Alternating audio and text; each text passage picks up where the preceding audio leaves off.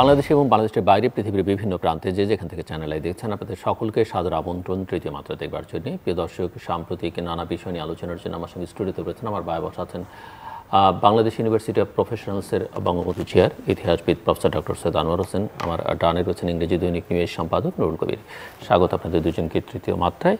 Professor doctor Syed Anwar Hossain, অনেকে মনে করে থাকেন যে বাংলাদেশ থেকে নির্বাচন, গণতন্ত্র, রাজনীতি সবই এখন নির্বাচনে গেছে এবং সামনে উপজেলা নির্বাচন আছে। স্থানীয় সরকার অত্যন্ত গুরুত্বপূর্ণ একটি রাষ্ট্র ব্যবস্থার মধ্যে, কিন্তু সেটা অত্যন্ত দুর্বল বাংলাদেশে। কিন্তু এটি নিয়েও এক ধরনের মিশ্র প্রতীককে এই নির্বাচনকে ঘিরে তৈরি হয়েছে, যখন বিরোধীরা বলছে যারা এই নির্বাচনের বাইরে থাকছে তারা মনে করে না এই সরকারের অধীনে কোনো নির্বাচনে যাওয়া তাদের আরও উচিত। সো আপনি কীভাবে দেখেন? ধন্যবাদ। আমার ভাবনাই আছে, ভাবনাহীন জীবন পাচ্ছি না আমি। কারণ ৭১-এ যখন মুক্তিযুদ্ধ চলে, তখন মুক্তিযুদ্ধের উদ্দেশ্য হিসেবে ব্যারিস্টার আমিরুল ইসলাম এককভাবে যে মুসাফিদা করেছিলেন স্বাধীনতার ঘোষণাপত্র, সেখানে ৩টি লক্ষ্যের কথা বলেছিলেন: সাম্য, মানবিক মর্যাদা, সামাজিক ন্যায় বিচার। আপনি যে প্রশ্নটি করলেন সেই প্রশ্নটির উত্তর এই লক্ষ্যের মধ্যেই আছে। যদি আমরা ৩টি লক্ষ্য বাস্তবায়ন করতে পারতাম স্বাধীনতার ৫৩ বছর পরেও, তাহলে কিন্তু আপনি প্রশ্ন করতেন না। করবার চেষ্টা কি আমরা করেছি, সেটা একটা প্রশ্ন। চেষ্টা ছিল, তবে এখন প্রশ্নটা হচ্ছে নির্বাচন নিয়ে, সামনে উপজেলা নির্বাচন। দেখুন, আমাদের সাবেক নির্বাচন কমিশনার পটুয়াখালীর মানুষ, তার প্রতি পরিপূর্ণ সম্মান রেখেই বলবো যে তিনি আঞ্চলিক উচ্চারণে নির্বাচন বলতে পারতেন না, বলতেন নির্বাচন। তো এখন নির্বাচন হচ্ছে না, হচ্ছে নির্বাচন। এখন বাংলাদেশে মানুষ ভোট দিতে পারে কি না, যেমন আমি ভোট দিয়েছি গত নির্বাচনে, জাতীয় নির্বাচনে। ভোট দিতে গিয়ে আমার কেন্দ্রে আমি কিন্তু ভোটারের ভিড় দেখিনি, কর্মীদের ভিড় দেখেছি। জনসংখ্যা খুবই কম। তারপরে ৩টা পর্যন্ত ২৪-২৫% ভোট পড়েছে বলল চ্যানেলগুলো। ৪টার দিকে যে চ্যানেলগুলো বলতে শুরু করলো ৪০% ভোট পড়েছে। তো ১ ঘন্টার মধ্যে এত সংখ্যক ভোট কী করে বাড়লো আমার মাথায় ঢোকে না। তো যাকে এখন প্রশ্ন হচ্ছে যে সাবেক নির্বাচন কমিশনার সাখাওয়াত হোসেন একটি কাগজে মন্তব্য করেছিলেন যে সারাদিনের চিত্র এই পরিমাণ ভোট পড়ার দৃষ্টান্ত তৈরি করে না আর কি। যাকে যার যা ভাবনা আছে, আমার ভাবনার কথা বলছি। তা এখন সবচেয়ে সমস্যাটা হচ্ছে যে বিএনপি বলেছে তারা নির্বাচন বর্জন করবে, কিন্তু আমরা তো কাগজে দেখছি যে বিএনপি জামাতের বেশ কিছু মানুষ নির্বাচনে দাঁড়িয়েছেন। সর্বসাম্প্রতিক যে ব্যারিস্টার মাহমুদুল খোকন, তাকে জাতীয়তাবাদী দল থেকে বহিষ্কার করা হয়েছে, নির্বাচিত হয়ে তার পদটি গ্রহণ করেছেন। এখন কথা হচ্ছে যে কোনো নির্বাচনই হোক, আমি আসবার আগে টেলিভিশনের খবর শুনছিলাম, সেখানে দেখলাম ইকুয়েডরে সরকারের অ্যান্টি গ্যাং ভায়োলেন্সের উপরে জনগণের মত আছে কি না তা যাচাই করা হলো, এবং শেষ স্ক্রলে দেখলাম যে সরকার প্রায় জয়ী হতে চলেছে, কারণ সরকারের পদক্ষেপের প্রতি জনগণের সায় আছে। তো এবং তারা যে বাক্সে ভোট দিচ্ছে কাগজ, সেটাও কাগজের বাক্স। তো এরা কত সবচেয়ে সহিংস দেশ ছিল ইউরোপে, সহিংস দেশ প্রতিবেশীদের তুলনায়। অথচ সেই ইকুয়েডরে গণতন্ত্র কি পরিমাণ আছে তার সূচক হচ্ছে এই প্রশ্নে একটা রেফারেন্ডাম, গণভোট হওয়া। তো বাংলাদেশে মানুষের কি ভোটদানের অধিকার আছে কি না সেইটা একটু প্রশ্নবিদ্ধ হয়ে গেছে। অথচ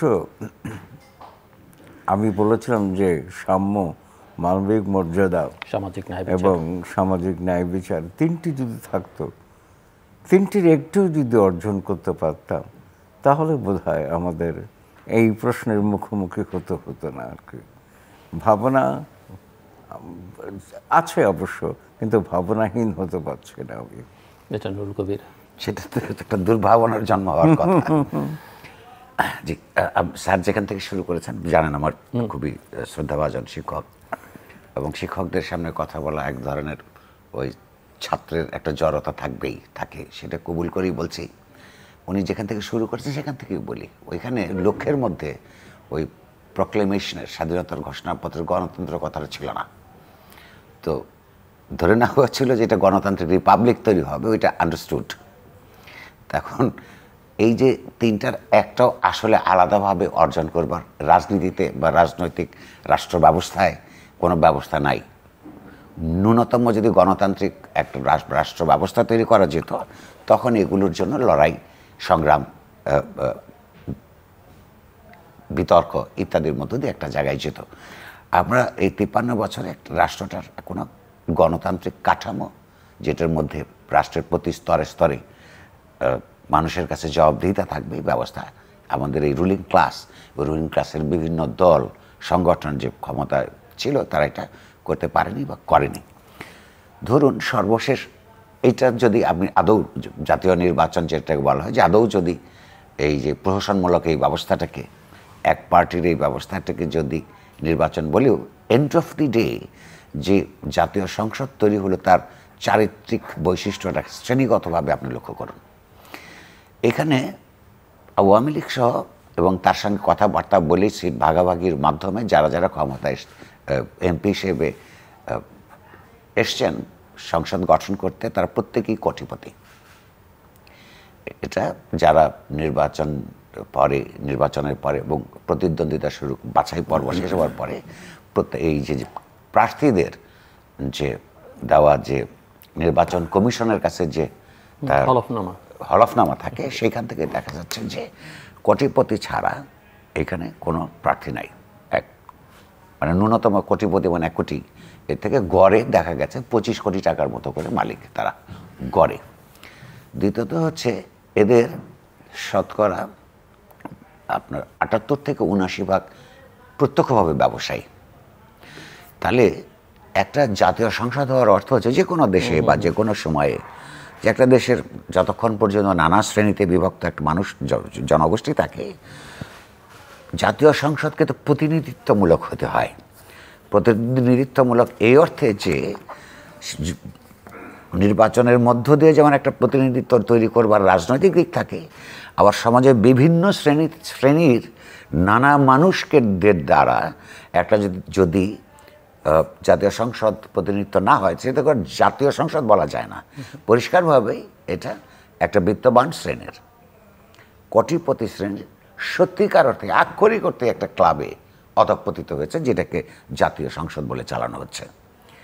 এখন যেই দেশের 18 কোটি মানুষের মধ্যে অল্প সংখ্যক বিত্তবান মানুষের কিছু ব্যবসায়ী প্রতিনিধিকে জাতীয় সংসদ বলা হয়, সেই সংসদে এই শ্রেণীর স্বার্থের বাইরে বৃহত্তর যে জনগোষ্ঠী, তাদের আপনার জীবনের মান, তাদের রাজনৈতিক ভাবনা, তার শিক্ষা, তার চিকিৎসা, এগুলো নিয়ে ওখানে আলোচনা হবে এবং সেই আলোচনার ভিত্তিতে জনস্বার্থপরায়ণ কোনো সিদ্ধান্ত তৈরি হবে, এটা আশা করাই বাতুলতা। আমি ইদানিং প্রায়ই বলি, আমি লিখেছি ওই ব্যাপারে, যে আমার মনে হয় যে রিপাবলিকটা তৈরি করবার কথা ছিল স্বাধীনতা যুদ্ধের মধ্য দিয়ে, একটা গণতান্ত্রিক রিপাবলিক, সেটা আমরা তৈরি করতে পারি নাই। একটা দ্বিতীয় রিপাবলিকের জন্য সংগ্রাম করা ছাড়া, নতুন সংগ্রাম রচনা করা ছাড়া আর কোনো পথ নাই যেটা সমাজের সর্বস্তরের সকল শ্রেণীর মানুষকে সত্যিকার অর্থে প্রতিনিধিত্ব করবে, তার স্বার্থ রক্ষার জন্য চেষ্টা করবে, আইন প্রণয়নের ক্ষেত্রে তার একটা প্রতিফলন থাকবে, এক ধরনের জবাবদিহিতামূলক সরকার প্রতিষ্ঠা করা যাবে। এটা না করা পর্যন্ত এই কোটিপতিদের ক্লাব থেকে বাংলাদেশ কোনো গণতান্ত্রিক আচরণ, গণতান্ত্রিক সিদ্ধান্ত, জনস্বার্থপরায়ণ নীতি আশা করতে পারে না বলে আমার ধারণা। জি, প্রফেসর সৈয়দ আনোয়ার হোসেন কোটিপতিদের ক্লাবের কথা বলছিলেন, নুরুল কবির সংসদের কথা, এবং কিছু মানুষ বাংলাদেশে ফুলে ফেপে এত টাকার মালিক হয়েছে যে এখন বৈষম্যটা আরও দৃশ্যমান হচ্ছে প্রতিনিয়ত। এবং এই হিসেবটা শুধু যে বিরোধীরা বলছে বা গবেষকরা বলছেন তাই নয়, সরকারের হিসেবেও এখন বিবিএসের হিসেবে পরিসংখ্যানও দিচ্ছে যে চিত্র আসলে কোথায় খুব একটা সুখকর বা স্বস্তিকর নয়। কিন্তু এরকম একটা অবস্থায় দেখতে পাচ্ছি। এবং এই যে কোটিপতিদের, এর বাইরেও আমরা দেখতে পারি প্রশাসনের, উনি তো সংসদের কথা বলেছেন, প্রশাসনের কর্তা ব্যক্তিদের, সাবেক একজন আইজিপির কি পরিমাণ সম্পদ একটা পত্রিকায় বেরোলো এবং সেটা নিয়ে কেউ মুখ খোলেননি, কারো নজর পড়েনি। শেষ পর্যন্ত সামাজিক যোগাযোগ মাধ্যমের চাপে, গণমাধ্যমের চাপে, আইনি আশ্রয় নেওয়ার ফলে দুদক সর্বশেষ গতকাল সিদ্ধান্ত নিয়েছে তারা ওই দিকে নজর দেবে। এই রকম দুর্নীতির চিত্র আমরা একদম একটা ছোট স্তরের রাজনৈতিক কর্মী থেকে শুরু করে বহু মানুষের মধ্যে বাংলাদেশে দেখতে পাচ্ছি। এবং এরকম জায়গায় আবার সাধারণ মানুষের অসহায়ত্ব আমরা দেখতে পাচ্ছি। বাজারের যদি যাওয়া যায়, দেখা যাচ্ছে যে দ্রব্যমূল্যের যে ঊর্ধ্বগতি, মানুষ হিমশিম খায়, তার আয় দিয়ে কোনোভাবেই সে তার ব্যয় সামলাতে পারে না। মানে আপনি নিজে কি ফিল করেন? এবং আবারও সেই ভাবনার জায়গায় যাই আমরা। না, ধন্যবাদ। সব কিছু নেই আমি ভাবিত, আমার ভাবনা মানে ভাবনাহীনতা নয়। প্রথমত, বিত্তবানদের জাতীয় সংসদ, 184 জনের বেশি ব্যবসায়ী, এবং সেই বৃত্তের সঙ্গে যদি তাদের চিত্ত থাকতো, সেই বৃত্তের সঙ্গে যদি তাদের জ্ঞান থাকতো, লেখাপড়া থাকতো, অবশ্যই কারো না কারো আছে। সবাইকে তো ঢালাওভাবে আমরা বলতে পারি না। সঙ্গে চিত্ত তো আহরণ তারা করেনি, করলে বৃত্ত অর্জন করতে পারতো না আর কি। এখন প্রশ্নটা হচ্ছে, যেমন একজন নবনির্বাচিত সাংসদ, নাম দেব না আমি, তিনি ঘোষণাই করেছেন 1,16,00,000 টাকা খরচ করে সংসদ হয়েছি, সে টাকাটা তুলতে হবে, এই টাকা তুলতে হবে আমাকে। তো সেটা তিনি, তাকে ধন্যবাদ, অভিনন্দন যে তিনি খোলাখুলি কথা বলেছেন। কিন্তু এই কথাটা সব সাংসদেরই কথা মনে করি। তো এখন কথা হচ্ছে মাথাপিছু আয়, এখানে সমস্যাটা। কিছুদিন আগে একজন মাননীয় মন্ত্রী বললেন জিনিসের দাম বেড়েছে, তো কী হয়েছে, মাথাপিছু আয় তো বেড়েছে। তো এখন তিনি বুঝতে পারলেন না যে মাথাপিছু আয় হিসেবটা কিভাবে করা হয়। যে আঙুল ফুলে কলা গাছ হয়েছে, যার শূন্য বৃত্ত ছিল, সে এখন কয়েকশো কোটি টাকার মালিক। আর আমার 100 টাকাও মাসে রোজগার নয়। তো দুইজনের গড় করলে অনেক উঁচুতে দেখা যাবে। তো আপনি যেমন বিত্তহীনদের দুর্ভোগের কথা বললেন, দেখুন আমি মোটামুটিভাবে মধ্যবিত্ত মনে করি নিজেকে, কিন্তু আমি রাজনীতি করি না, এনজিও করি না, ধান্দাবাজি করি না।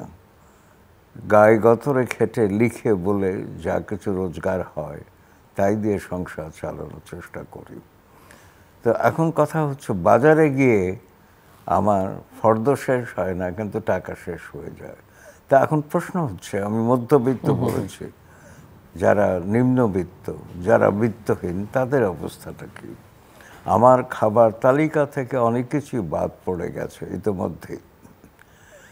আবার এই যে কিছুদিন আগে একটা উৎসব হলো, কী উৎসব? যে শতভাগ বিদ্যুতের দেশ বাংলাদেশ। আমিও অভিনন্দন জানিয়েছি টক শোতে, কিন্তু মফস্বলে যাবার অভিজ্ঞতা আমার হয়। এই কয়েকদিন আগে ঘুরে এলাম সিলেট থেকে। বিদ্যুৎ লোডশেডিং যে কী জিনিস তা আমি বুঝেছি। যে হোটেলে ছিলাম তাদের নিজস্ব জেনারেটর ছিল বলে বাঁচবা, কিন্তু অনুষ্ঠান চলাকালীন সময় দেখেছি যে বিদ্যুৎ চলে গেছে। তো শতভাগ বিদ্যুতের দেশে বিদ্যুৎ যায় কেন? দেয়ালে লিখন পড়েছি যে বিদ্যুতের বিজ্ঞাপন বিরতি। তো যেমন টেলিভিশনে বিজ্ঞাপন বিরতি, বিজ্ঞাপন এলেই কিন্তু আমি অন্য চ্যানেলে চলে যাই আর কি। কারণ বিজ্ঞাপন দেখে কোনো পণ্যের বাজার বিপণন সংখ্যা বাড়ে এটা আমি বিশ্বাস করি না। কারণ আমি অন্তত যে পণ্যের গুণমান বিচার করে কিনব, বিজ্ঞাপন দেখে কিনব না। তো সব কিছু। আর একটি কথা হচ্ছে যে নুরুল কবির খুব সুন্দর বলেছে, জাতীয় সংসদ প্রতিনিধিত্বমূলক নয়। বাংলাদেশের 17 কোটির মতো মানুষ, তাদের প্রতিনিধিত্ব করবার মতো জাতীয় সংসদ তৈরি হয়। এক, জাতীয় সংসদে জাতীয় গুরুত্বপূর্ণ বিষয় নিয়ে কোনো সময় আলোচনা আমি দেখিনি। নেতা নেত্রীর গুণগান অথবা ধোলাই আর কি, এই ধরনের কথাবার্তা। কিন্তু বিষয় কোনো ইস্যু নিয়ে আলোচনা হয়েছে বলে আমি মনে করি না। আর যার ফলে সরকারের জবাবদিহিতা, যে প্রসঙ্গটি এনেছে নুরুল কবির, শূন্যের কোঠায় আর কি। কারণ সরকার জবাবদিহি কার কাছে করবে, প্রশ্নটা সেখানে ওঠে। জবাবদিহি করবার মতো সংসদের কাছে তো সরকার থোড়াই কেয়ার করে আর কি সংসদকে। তো সেই জন্যে সব মিলিয়ে আমি যে বাংলাদেশ চেয়েছিলাম ৭১-এর মুক্তিযুদ্ধের মধ্য দিয়ে, সেই বাংলাদেশ আমি পেয়েছি বলে মনে হয় না। এমনকি বঙ্গবন্ধু, আমার নিজস্ব গবেষণার বিষয় বঙ্গবন্ধুকে আঁতিপাতি করে দেখবার চেষ্টা করেছি। তিনি ফেরেশতা না, নিজেই বলেছেন 19শে জুন 1975 বাকশালের কেন্দ্রীয় কমিটির প্রথম সভায়, আমি ফেরেশতা নই, শয়তানও নই, আমি মানুষ, ভুল আমি করবই, তবে আমার দায়িত্ব ভুল শুধরানো। তো সেই জন্য তার ভুল অনেক আছে, কিন্তু তবু এই মানুষটি মানুষের কষ্ট বুঝতেন এবং সেই জন্যই তিনি অনেক কিছু করবার চেষ্টা করেছেন। ৭৩-এর শেষ দিকে অ্যান্থনি ম্যাসকারেনহাসকে তিনি বলেছিলেন, আমি যা করি বা বলি বোধহয় মানুষ বুঝতে পারে না আর কি। তো বড় কষ্টেই কথাগুলো বলেছিলেন। তা আমি হয়তো বা যা বলছি বা নুরুল কবির যা বলছে অনেকেই বুঝবে না, কিন্তু আমরা বাংলাদেশকে চেয়েছিলাম, সেই বাংলাদেশ পাচ্ছি না খুঁজে আর কি। নুরুল কবির, দেখুন, এটা কথার মধ্যে তো আর দ্বিমত করার কোনো সুযোগ নেই। আমি একটু এগোতে বা অন্য দিক থেকে দেখতে পারি। একদিকে যেমন রাজনৈতিকভাবে অর্ধেক মানুষের প্রতিনিধিত্ব নাই, অর্ধেক রাজনৈতিক শিবিরের, অন্যদিকে বিত্তবান শ্রেণী ছাড়া মধ্যবিত্ত নিম্নবিত্ত শ্রেণীর প্রতিনিধি এখানে নাই। আরেকদিক থেকে আমরা জানি যে নির্বাচন মাত্রই গণতন্ত্র নয়, গণতান্ত্রিক সমাজের এবং রাষ্ট্রের গণতান্ত্রিক বিকাশের একটা প্রথম স্তর ওইখান থেকে শুরু হতে পারে। তো সেখানে যদি কোনো দেশে বছরের পর বছর যথার্থ অর্থে সুষ্ঠু নির্বাচনের মাধ্যমে, প্রতিদ্বন্দ্বিতামূলক নির্বাচনের মাধ্যমে জনসমর্থন নিয়ে সরকার প্রতিষ্ঠিত না হয়, তখন কতগুলি অন্তর্গত দুর্বলতা তৈরি হয়। যেমন ধরুন, সেই ধরনের সরকারকে নির্ভরশীল হতে হয় আপনার বিত্তশালী সমাজের, অস্ত্রশালী রাষ্ট্রের যে সমস্ত কোয়ার্টশিপ নানান মেশিনারি থাকে, এবং অন্যায়ভাবে চর্চাকারী আমলাতন্ত্রের উপর, সরকারি কর্মকর্তাদের উপর আপনার নির্ভরশীল থাকতে হয়।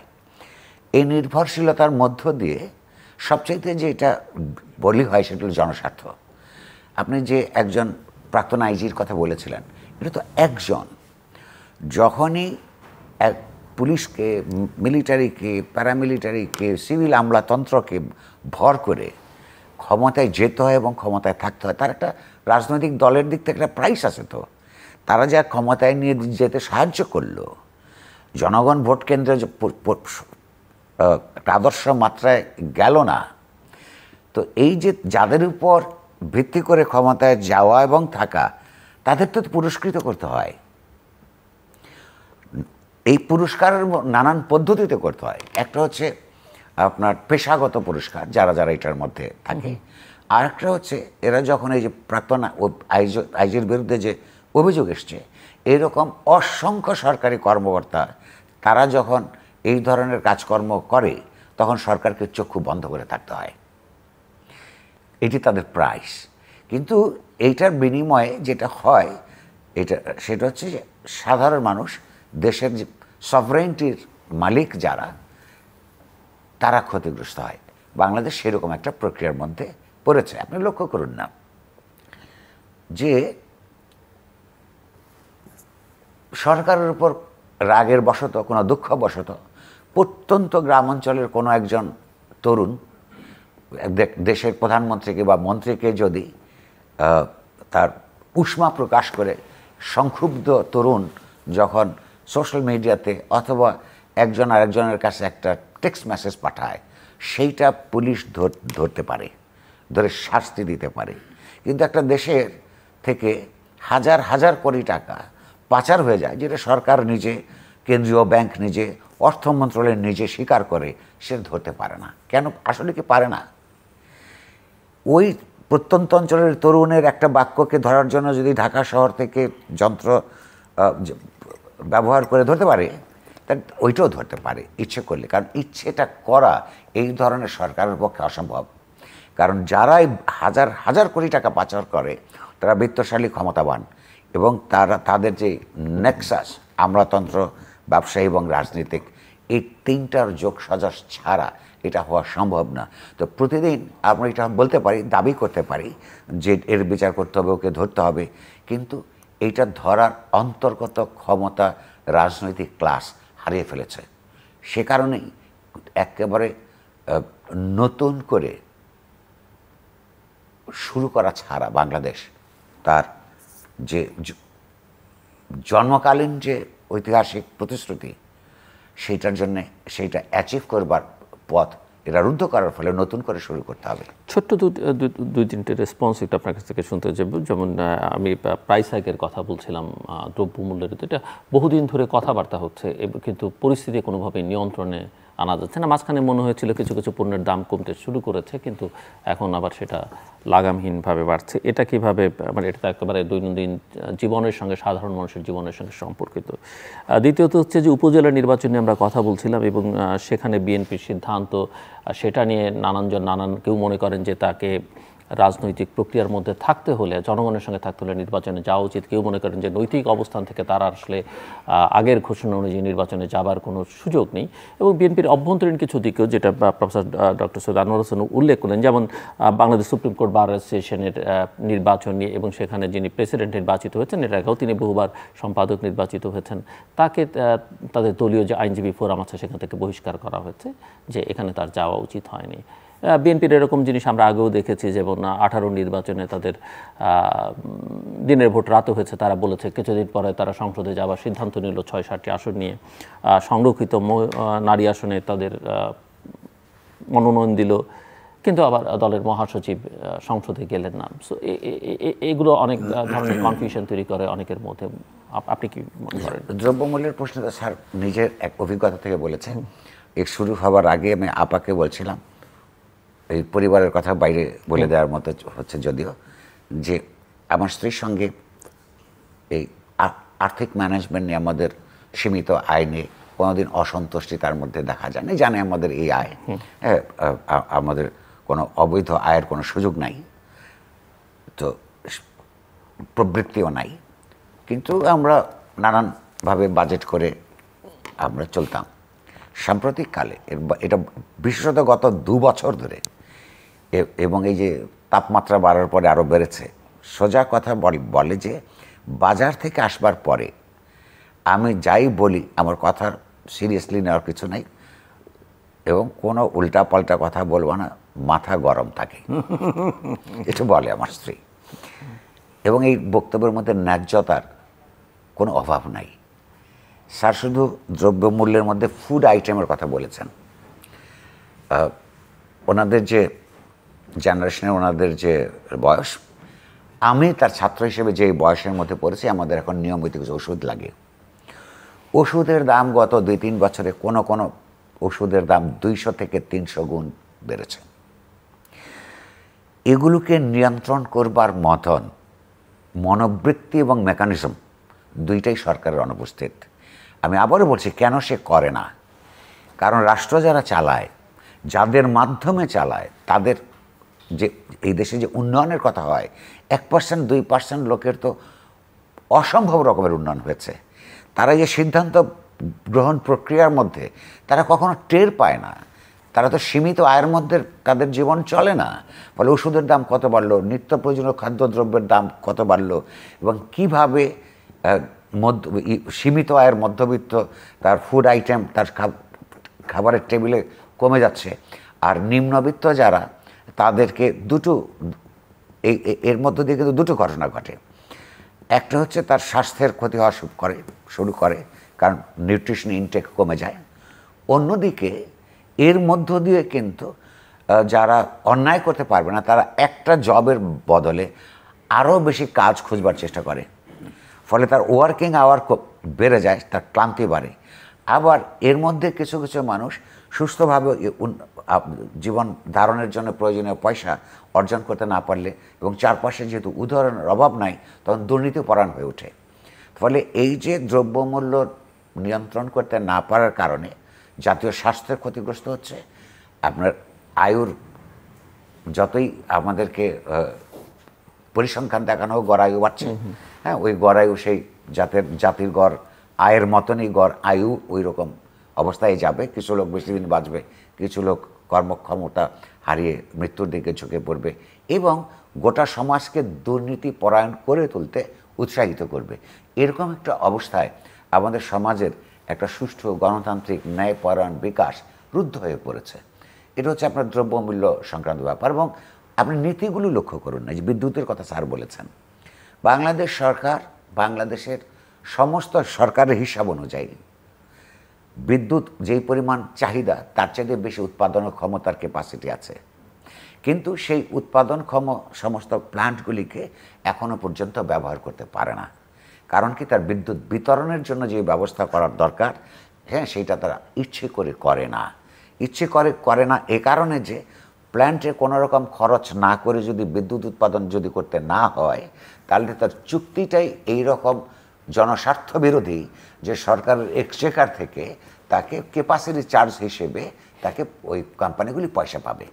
হাজার হাজার কোটি টাকা গত 12-14 বছরে বিদ্যুৎ উৎপাদন না করে তারা এই ছোট্ট ছোট্ট কয়েকটা গ্রুপ, 100-200 পরিবার, এগুলো ইনকাম করেছে বাংলাদেশের মানুষের পয়সায়, সাধারণ মানুষের পয়সায়। আর সাধারণ মানুষের ওই টাকাটা তোলে, আজকে এটার উপর কর বসিয়ে, কালকে ওইটার উপর কর বসিয়ে নানানভাবে এই কাজগুলো করছে। কিন্তু এইটাকে প্রতিরোধ করবার জন্য যেই পরিমাণ রাজনৈতিক রেজিস্ট্যান্স দরকার, প্রতিরোধ সংগ্রাম দরকার, এখানে আপনার দ্বিতীয় প্রশ্নের মধ্যে আসি, সেটা আমরা জাতীয়তাবাদী দল, বিরোধী দল হিসেবে তার মধ্যে সেই পরিমাণ প্রতিরোধ ক্ষমতা এবং এই বিষয়ে প্রতিরোধ করবার প্রচেষ্টা আমরা কখনো দেখি নাই। আপনি যেই পার্টটা বলেছেন, শুধু তার নিজের স্বার্থের ব্যাপার, অর্থাৎ সে এমপি হতে পারবে কিনা, উপজেলার চেয়ারম্যান হতে পারবে কিনা, অর্থাৎ তার পার্টির ক্ষমতায়ন হবে কিনা বা রাষ্ট্র ক্ষমতার অংশীদার হতে পারবে কিনা, সেটা একটা পার্ট। আর একটা পার্ট হচ্ছে রাজনৈতিক দল হিসেবে বা বিরোধী দল থাকা অবস্থায় সরকারের ভুল নীতি, অন্যায় নীতির বিরুদ্ধে জনস্বার্থ পরায়ণ, জনস্বার্থের তরফে আন্দোলন সংগ্রাম করে ধরছে কিনা, এটা দুইটা বিষয়। প্রথমটা হচ্ছে তার যেটা বিএনপির সিদ্ধান্তহীনতা হচ্ছে তার এই দলের একটা অন্যতম প্রধান বৈশিষ্ট্য, এবং সিদ্ধান্ত নিয়ে কার্যকর করতে পারার সামর্থ্য অধিকাংশ সময় দেখা যায় না, এটা তার দলগতভাবেও। যেমন ধরুন, আপনার মনে আছে এই বড় দলের মধ্যে, যখন সব বড় দলের মধ্যে এটা থাকে, পদবি নিয়ে অন্তর্কলহ, অন্তর্দ্বন্দ্ব হয়, তারা একটা সিদ্ধান্ত নিয়েছিল যে একজন নেতা একটা পদেই থাকবেন।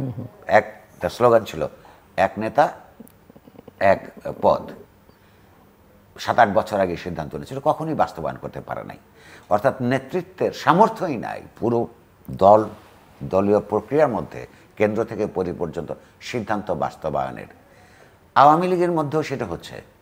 এই উপজেলা ইলেকশনের আগে আপনি দেখবেন যে পত্রপত্রিকা এসে প্রধানমন্ত্রী বলেছেন এমপি, মন্ত্রী, তাদের আত্মীয় পরিজনরা উপজেলা ইলেকশনে অংশগ্রহণ করে, এটা পরিষ্কারভাবে বলেছেন।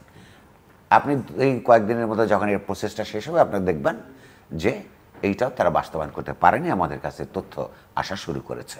তাহলে এই রাজনৈতিক দলগুলি আসলে ক্ষমতায় থাকা রাজনীতির নামে এবং ক্ষমতায় যাওয়া ছাড়া অন্য কোনো কিছু মানুষের চিন্তা, এমনকি তাদের প্রতিষ্ঠান হিসেবে যে আপন আপন রাজনৈতিক দলগুলি পর্যন্ত নষ্ট হয়ে যাচ্ছে। শেষ পর্যন্ত কতগুলি সংগঠিত পেশি শক্তির বাইরে এদের জন্য পরিচয় থাকছে না। এই দলগুলির ভিতরে কোনো গণতন্ত্র নাই। তাহলে এই দলগুলি আমাদেরকে কিভাবে দেশের মানুষকে গণতন্ত্র ডেলিভার করবে বা কেন আমরা আশা করব, এটি তো আমি ভাবি না। আবারও আমি বলছি, সে কারণে অনেক কিছু বাংলাদেশে, যেই বাংলাদেশ প্রতিষ্ঠার স্বপ্ন, নির্মাণের স্বপ্ন নিয়ে দেশের মানুষ যুদ্ধ করেছে, প্রাণ দিয়েছে, উদ্বাস্তু হয়েছে, নানান ধরনের নির্যাতন নিপীড়নের শিকার হয়েছে, সেই বাংলাদেশ তৈরি করার জন্যে একেবারে নতুন চিন্তা ভাবনা ইতিহাসের আলোকে করে আমাদের এই যে একটা দ্বিতীয় রিপাবলিকের, এই রিপাবলিক ফাংশনই করে নাই, ফেল করা তো দূরের কথা, এটা ফাংশনিংই হয় নাই কখনো। ফলে নতুন করে চেষ্টা করা ছাড়া কোনো পথ নাই। সেটা বুদ্ধিবৃত্তিক পর্যায়ে, রাজনৈতিক পর্যায়ে, কূটনৈতিক পর্যায়ে একটা রাষ্ট্র ব্যবস্থাকে গড়ে তুলতে যা যা যত পরিসর লাগে, সেই সমস্ত পরিসরে নতুন মানুষের নতুন চিন্তা দিয়ে শুরু করতে হবে। পথটা অনেক দীর্ঘ এবং বেদনাদায়ক। প্রফেসর হোসেন, ধন্যবাদ। আমি নুরুল কবিরের কথাগুলো খুব মনোযোগ দিয়ে শুনছিলাম। তবে আমি শুরু করব দায়বদ্ধতা প্রসঙ্গ থেকে, কথা শেষ করতে পারিনি। আমি একটা প্রশ্ন রেখেছিলাম, সরকার কার কাছে দায়বদ্ধ থাকবে। তা আমার মনে হয় সংবিধান আমাকে সাহায্য করে। সংবিধানের ৭(১) ধারায় বলা আছে, প্রজাতন্ত্রের সকল ক্ষমতার মালিক জনগণ। প্রজাতন্ত্র শব্দটি আমি গ্রহণ করি না, আমি বাতিল করেছি। বাংলাদেশে রাজাও নাই, জমিদারও নাই যে প্রজা থাকবে। তো সেই জন্য এটা গণরাষ্ট্র হওয়া উচিত ছিল। তো ক্ষমতা তো জনগণের হাতে। এখানে কিন্তু বলা নেই যে প্রধানমন্ত্রী, রাষ্ট্রপতি, রাজনৈতিক দল বা পুলিশ, সেনাবাহিনী কারো হাতে ক্ষমতা নেই, ক্ষমতা জনগণের হাতে।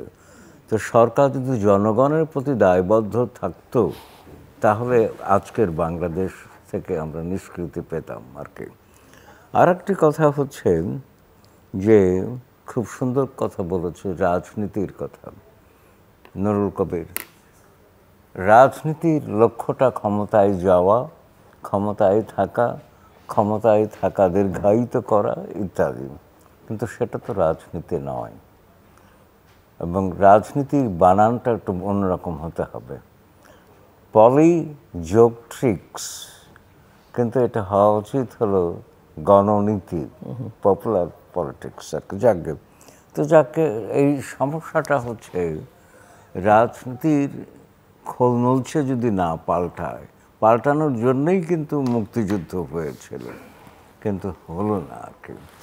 আপনি একটা জিনিস লক্ষ্য করবেন যে বাংলাদেশে অর্থনৈতিক প্রবৃদ্ধি হয়েছে, প্রবৃদ্ধি আর উন্নয়ন কিন্তু সমার্থক নয়। Growth and development are not synonymous আর কি বলি। সেই প্রবৃদ্ধি কাদের জন্য হয়েছে?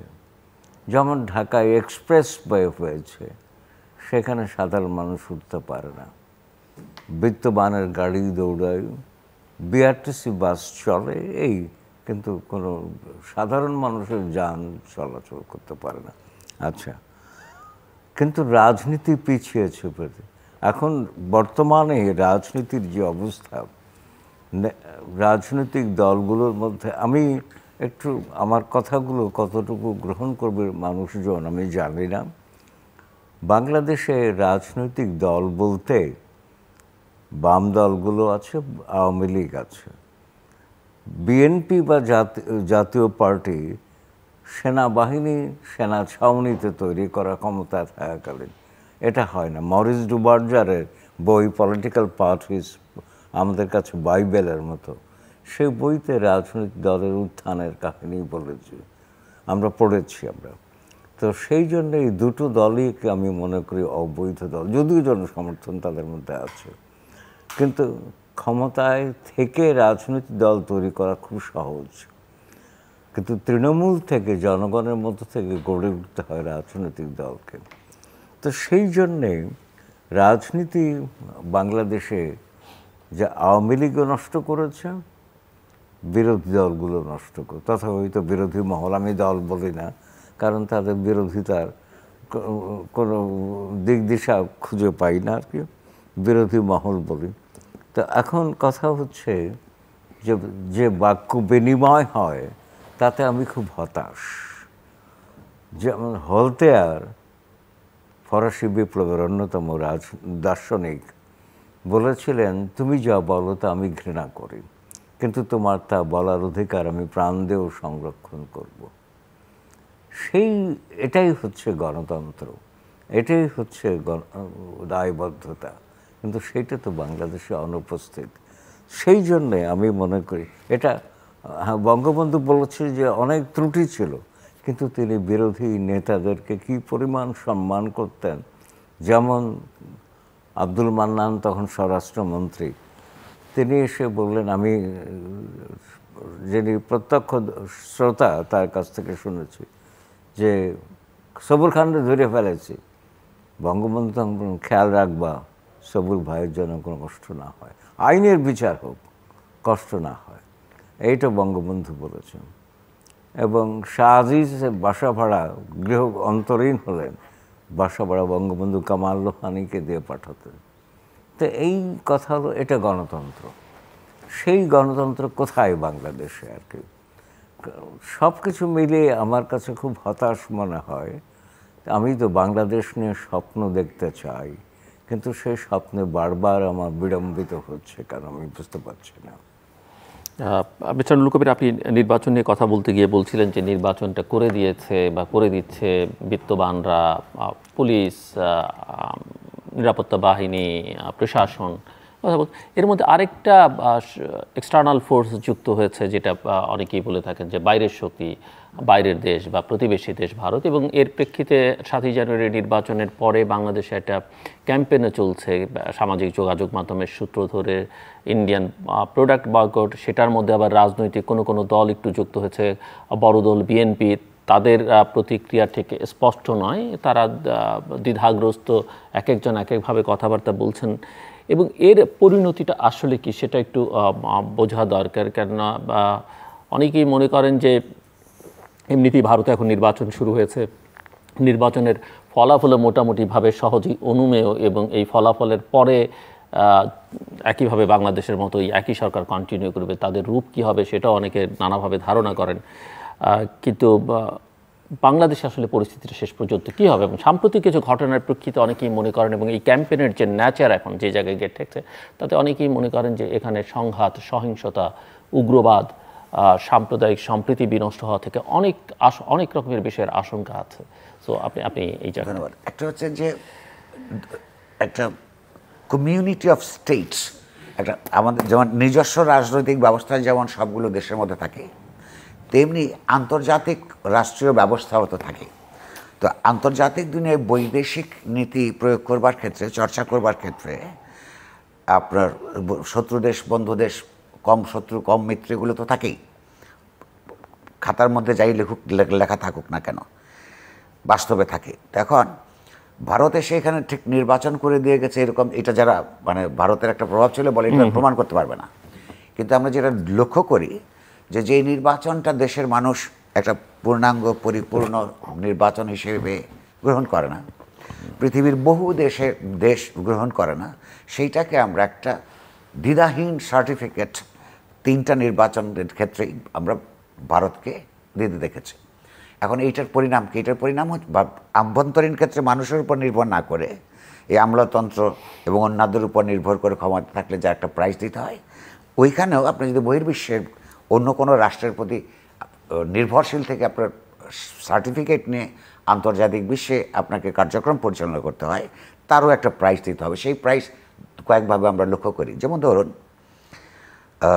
গত 10 বছরে ভারতের সাথে যতগুলি চুক্তি হয়েছে, এইটা তার আগে আওয়ামী লীগ যখন ক্ষমতায় ছিল সেই তুলনায় ওই 5 বছর এবং 15 বছরের তুলনায় 3 গুণ করলেও তো সমান হতো, কিন্তু তার চেয়ে তো অনেক বেশি, প্রায় 67-68টা চুক্তি হয়েছে। এই চুক্তিগুলোর ধরনগুলি আপনি যদি কন্টেন্টগুলো ধরনগুলো খেয়াল করেন, এই ট্রানজিট থেকে শুরু করে পোর্ট আপনার ব্যবহার করতে দেওয়া শুরু করে, তারপরে হচ্ছে পণ্যের বাজার বড় করে দেওয়া থেকে শুরু করে অধিকাংশ বা বিশেষ বিশেষগুলি চুক্তি হয়েছে যেটা অসম স্বার্থকেই প্রতিনিধিত্ব করে। যেমন ধরুন 12 সাল থেকে 23 সাল পর্যন্ত এই সময়টার মধ্যে এই সময়টার মধ্যে অর্থাৎ ইলেকশন প্রক্রিয়া যখন শুরু হবে বাংলাদেশে 14তে, তার 1.5 বছর আগের থেকে এই সময়ের মধ্যে আপনার যে চুক্তিগুলি হয়েছে সেটা এই যে কথাগুলি বললাম অধিকাংশই এই সময়টার মধ্যে এই চুক্তিগুলি হয়েছে। পণ্য পরিবহনের সুবিধা দেওয়া, আপনার স্পেশাল ইকোনমিক জোন তাদের জন্য করা, তারপরে ব্যবসার সম্প্রসারণ। তখনকার ভারতীয় পণ্যর বাজার এটা ছিল আপনার 500 বিলিয়নের মতো, 477 কিংবা 78 মিলিয়ন, সেটা 11 বিলিয়নে পৌঁছেছে গত বছর 23 সালে। এই সময়টার মধ্যে হয়েছে, এই বাজারটা এখানে তৈরি হয়েছে। তার এগুলি হচ্ছে যে বিদেশি রাষ্ট্রের সার্টিফিকেট নিয়ে চলবার আপনার খেসারত। সরকার যদি জনসমর্থন থাকতো, পার্টিসিপেটরি নির্বাচনের মধ্যে হতো, অনেক শক্তিমান থাকে, যে যেমনি দেশে তেমনি বিদেশেও। এটা একটা পণ্য বর্জনের কারণটা আসলে এটা একটা অর্থনৈতিক ব্যাপার। অর্থনীতির চলবার ক্ষেত্রে আপনার তার নিজস্ব কতগুলি নিয়ম আছে, এটা আগেও আমরা একটু আলাপ করেছি। পণ্যের একটা ওই 1848 সালে কার্ল মার্কস বলছিল যে পণ্যের সস্তা দর চীনের প্রাচীর ভেদ করে চীনে ঢুকেছিল। সাধারণত মানুষ অর্থনীতির নিয়মের স্বাভাবিক পরিস্থিতিতে যে পণ্য ভালো এবং যেই পণ্য তুলনামূলকভাবে দাম কম সেটাই কিনবে। কিন্তু এই যে আন্দোলনটা শুরু হয়েছে এটা থেকে ইকোনমিক ইন্টারেস্টের কারণ থেকে এটা কোনো দেশীয় অর্থনীতি বিকাশের আন্দোলন নয়। এইটা হচ্ছে এমন একটা তরুণরা, বিশেষত নেটিজেন্স যাদের এখানে বসে আন্দোলন পরিচালনা করার ঝুঁকি কম, তারা একটা জিনিস উদ্ভাবন করেছে যে এই যে বিদেশি রাষ্ট্র হিসেবে ভারত বাংলাদেশকে নানানভাবে ব্যবহার করে কিন্তু তার ন্যায্য পাওনাটা দেয় না, এমনকি তার গণতান্ত্রিক প্রক্রিয়া ব্যাহত করার ক্ষেত্রে একটা অবদান রাখে, তাকে সে একটা এটার বিরুদ্ধে একটা প্রতিক্রিয়া, রাজনৈতিক প্রতিক্রিয়া। এই প্রতিক্রিয়াটা কদ্দূর যাবে নির্ভর করবে এখানকার দেশীয় পণ্য কী পরিমাণ, তার গুণাগুণ কী, বিকল্প পণ্য কত দূর, এবং মানুষ অ্যাজ সাচ রাজনৈতিক সিদ্ধান্ত যদি গ্রহণ করে, যে রাজনৈতিক সিদ্ধান্ত গ্রহণ করার ক্ষেত্রে কিন্তু মানুষ আত্মত্যাগও করতে পারে, সেটা যদি সেই পর্যায়ে যায়, তার 10% ব্যবসাও যদি ভারতে এখানে ক্ষতিগ্রস্ত হয়, এই মেসেজটা যদি দেয় আসলে এই আন্দোলনের লক্ষ্য, তাতেও কিন্তু অর্থনৈতিকভাবে ক্ষতিগ্রস্ত হবে। এটা কোথায় যাবে এটা এখনও পর্যন্ত আমি খুব নিশ্চিত নই, কিন্তু আমি এটুকু বলতে পারি এই আন্দোলনের পক্ষে যারা আছেন, এই আন্দোলনের লক্ষ্য যত না অর্থনৈতিকভাবে ভারতকে ক্ষতিগ্রস্ত করা, তার চেয়ে অনেক বেশি একটা রাজনৈতিক মেসেজ দেওয়া যে তার এইখানে রাজনৈতিকভাবে নাক গলানো এবং নিয়ন্ত্রণ করার কারণে বাংলাদেশের মানুষ সংক্ষুব্ধ হয়ে রয়েছে। Professor doctor Syed Anwar Hossain. ধন্যবাদ।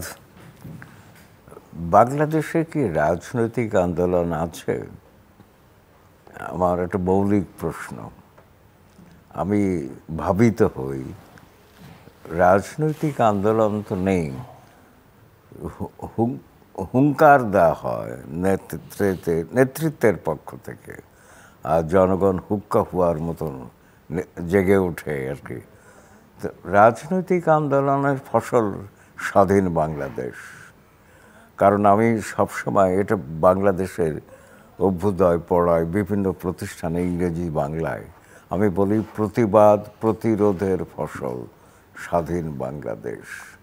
তবে বাংলাদেশের লক্ষ্য ছিল গণতন্ত্র প্রতিষ্ঠা করা, যা 75 থেকে 96 মধ্যে বিঘ্নিত হয়েছে। এবং মুক্তিযুদ্ধের সময় কোনো এক সময় আমাদের ভ্রাম্যমাণ রাষ্ট্রদূত বিচারপতি আবু সাইদ চৌধুরীর সঙ্গে শ্রীমতী ইন্দিরা গান্ধীর কথা হয়েছিল। শ্রীমতী ইন্দিরা গান্ধী তখন বলেছিলেন, আর যাই হোক, স্বাধীন বাংলাদেশে যেন কোনো সামরিক শাসন না হয়। সেই সামরিক শাসন হয়েছিল বাংলাদেশে, এবং তারা দুটো ঐতিহ্য রেখে গেছে।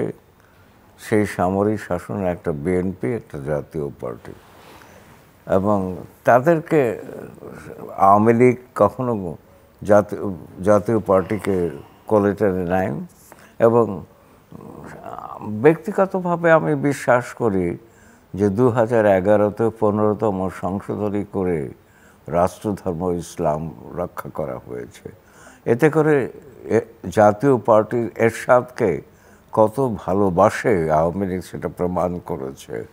কারণ এই রাষ্ট্রধর্ম ইসলাম সে তো এরশাদই করেছিলেন বৈধতার সন্ধানে, নেতৃত্বের বৈধতার সন্ধানে।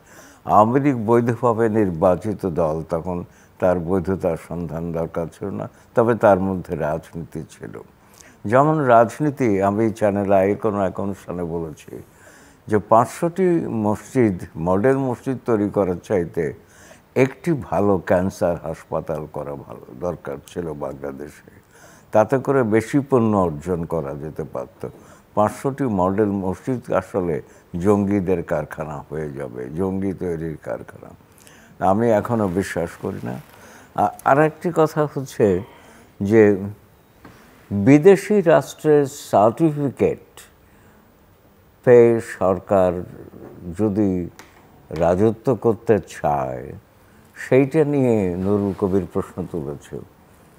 এখন বিদেশি রাষ্ট্রের সার্টিফিকেট দেখুন, 1974-এ হেনরি কিসিঞ্জার বাংলাদেশে এসেছিলেন। তখন কিসিঞ্জার সাংবাদিকদের সামনে বলেছিলেন বঙ্গবন্ধু সম্পর্কে, he is a man of vast conception. ঠিক তখনই কিন্তু খোদ আমেরিকায় বঙ্গবন্ধু হত্যার নীল নকশা চূড়ান্ত হয়েছে। তো কাজে বিদেশি রাষ্ট্রের সার্টিফিকেটকে আমি খুব গুরুত্ব দেই না, যদি না জনগণের সার্টিফিকেট পাই। কারণ আমার সংবিধানে বলা আছে জনগণই চূড়ান্ত ক্ষমতার মালিক। তো সেই জন্য জনগণ ভিত্তিক যে সরকার হবে সে সরকারকে আমি স্বাগত জানাবো আর কি। তো আমি চাচ্ছি বাংলাদেশে জনগণের সরকার হোক, এবং কোনো দল নয়, মত নয়, গোষ্ঠী নয়, জনগণের সরকার হোক। তো জনগণের নেতৃত্ব তৈরি হোক আর কি। সেই জিনিসটি পাচ্ছে না। রাজনৈতিক দলকেই জনগণের দল হতে হবে, কারণ রাজনীতি মানেই হচ্ছে জনসেবা। জনসেবা না হলে রাজনীতি হয় না। আবার এই যে দেখুন, খুব আশ্চর্য লাগে যে আপনার এই অনুষ্ঠানে আসবার আগেই টেলিভিশনে খবর শুনছিলাম যে গাজায় ইসরায়েলি সৈন্যরা 2টো গণকবর তৈরি করে এ পর্যন্ত পাওয়া গেছে। একটা থেকে 50টি মরদেহ পাওয়া গেছে একটা হাসপাতালে, আর একটা থেকে 210টি মরদেহ পাওয়া গেছে। মার্কিন যুক্তরাষ্ট্রের অস্ত্র দিয়েই ইসরায়েল যুদ্ধ করছে গাজায়। আর যুক্তরাষ্ট্র আবার হাস্যকর ব্যাপার, ইসরায়েলি সেনাবাহিনী একটা ইউনিটের উপর নিষেধাজ্ঞা আরোপ করেছে, যাতে ইসরায়েলি নেতারা খুব উষ্মা প্রকাশ করেছেন। স্বাভাবিক, কারণ আমেরিকার অস্ত্র অর্থেই যুদ্ধ করছে ইসরায়েল। তো সেই জন্য বিদেশি বন্ধু আইব খান একটা বই, আত্মজৈবনিক বই লিখেছেন, ফ্রেন্ডস নট মাস্টার্স। বইটা আমরা ছাত্র জীবনে খুব পড়েছি, যদিও আইব খান খুব বাঙালি বিদ্বেষী ছিলেন। 1954-তে প্রতিরক্ষা মন্ত্রী থাকাকালীন অবশ্য তিনি বলেছিলেন যে বাংলাদেশ, ইস্ট পাকিস্তান আর পাকিস্তানের মধ্যে একটা ক্লোজ পার্টনারশিপ থাকা দরকার। সেইটা কিন্তু তিনি ভুলে গেছিলেন ক্ষমতায় যে 68 থেকে 58 থেকে 69 পর্যন্ত তিনি ভুলে যান আর কি। তো সেই জন্য যাকে অনেক কথা এসে যায়, বিদেশি বন্ধুদের কথা চাইতে দেশি মানুষের, ওই যে বিদেশের কুকুর ধরি দেশে ঠাকুর ফেলে আর কি। তো সেই জন্য আমি মনে করি এটা গুরুত্বপূর্ণ নয় আর কি। নুরুল কবির আর কিছু যোগ করবেন? আমাদের তো অত্যন্ত, আমি আগেও বলেছি, খুবই শ্রদ্ধাভাজন শিক্ষক ইতিহাসে। আমার 2টো প্রশ্ন আকারে রেসপন্স একটা স্যারের আছে। যেমন ধরুন, এটা কিন্তু একটা বাংলাদেশের ইতিহাসে একটা পাজলের মতো, এটার কারণ খুব বেশি এখানে খুব বিশ্লেষণ হয় নাই। এ কথা তো সত্য যে আওয়ামী লীগ জনগণের মধ্য থেকে তৈরি হয়েছে, আর বিএনপি ক্যান্টনমেন্টের ভেতর থেকে ক্ষমতায় থাকা অবস্থায় তৈরি হয়েছে। সেনাবাহিনীতে। এটা ঐতিহাসিক সত্য। কিন্তু যেটা পাজল সেটা হচ্ছে যে এই দুইটা রাজনৈতিক দল বিভিন্ন সময়ে সামরিক শাসকদের সময়ে, যেমন জেনারেল এরশাদের সঙ্গে আপোষ করার ইতিহাস আওয়ামী লীগের, জেনারেল নাসিমের অভ্যুত্থানের সময় আপোষ করার ইতিহাস আওয়ামী লীগের, এই মঈনু আহমেদের সময় তাদের সঙ্গে উষ্ণতার সম্পর্কের ইতিহাস আওয়ামী লীগের, যেই দলটা সামরিক ছাউনিতে তৈরি হয় নাই। এগুলি সত্য ঘটনা। আর ওই দিক থেকে সামরিক বাহিনীর ভেতরে তৈরি হয়ে এই তিনটা জায়গায় তাদের নানান কারণে তাদের কনফ্লিক্ট হয়েছে। কেন, এইটা একটা জিনিস বোধহয় ভালো করে আমাদের সমাজের ব্যাখ্যা করার দরকার আছে। নিশ্চয়ই কোনো কারণ আছে। দ্বিতীয় আর একটা হচ্ছে যে কথা সত্য, এটাও ঐতিহাসিক সত্য, বাংলাদেশের প্রতিষ্ঠাতা রাষ্ট্রপতি শেখ মুজিবুর রহমান আপনার সবুর খান, শাহ আজিজদেরকে ক্ষমা করেছেন,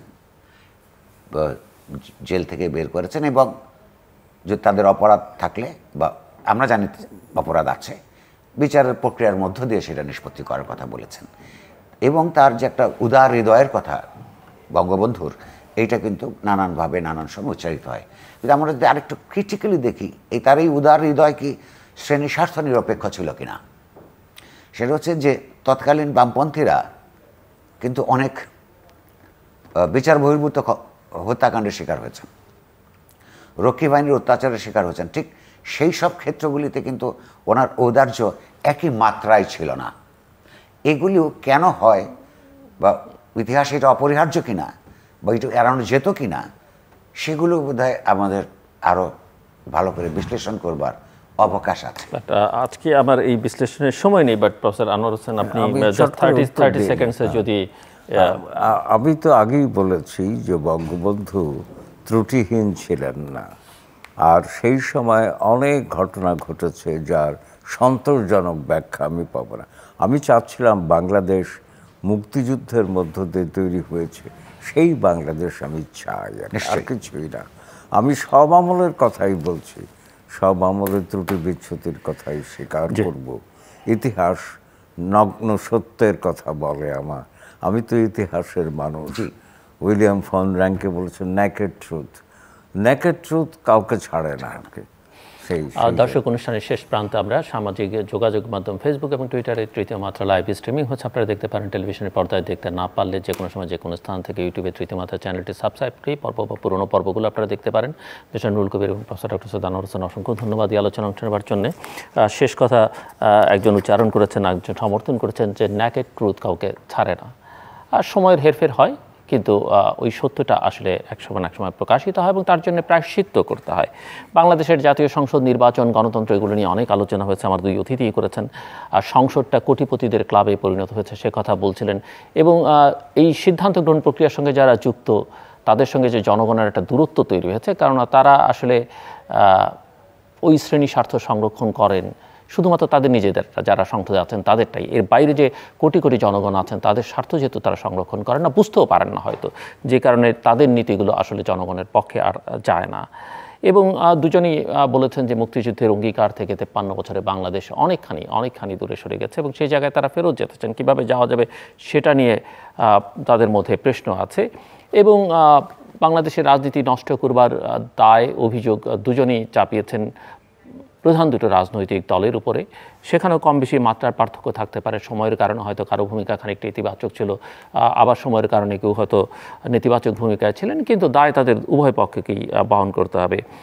এবং বাংলাদেশের জনগণের আসলে যে সরকার, সেটি প্রত্যাশা এবং জনগণের নেতৃত্ব প্রতিষ্ঠার আকাঙ্ক্ষা ওনাদের, এবং জনগণের ভোটের মধ্য দিয়ে একটা ভালো সরকার হলেই যে নির্বাচন হলেই ভালো সরকার হবে সেরকম কোনো গ্যারান্টি নেই, কিন্তু এটা প্রাথমিক ন্যূনতম পূর্বশর্ত। সেখান থেকে বাংলাদেশ যোজন মাইল দূরে, সেই জায়গায় বাংলাদেশকে যেতে হবে। আমাদের সঙ্গে থাকবার জন্য অসংখ্য ধন্যবাদ, আপনাদের সবার জন্য শুভকামনা।